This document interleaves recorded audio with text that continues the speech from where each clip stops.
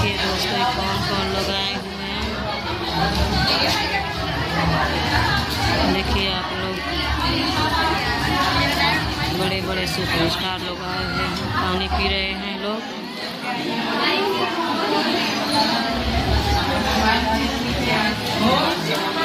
देख लीजिए लोगों को और ज़्यादा से वीडियो सपोर्ट कीजिए आप लोग।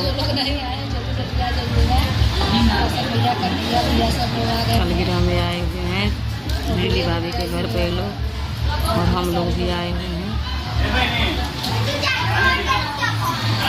इन लोग को तो आप लोग चिन्ह ही रहे हैं क्योंकि बड़े बड़े सुपरस्टार लोग हैं।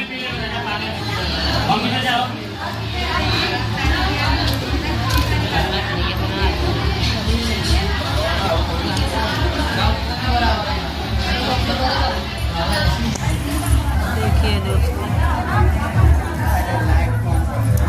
खाने में लगे सब कल में चला अभी।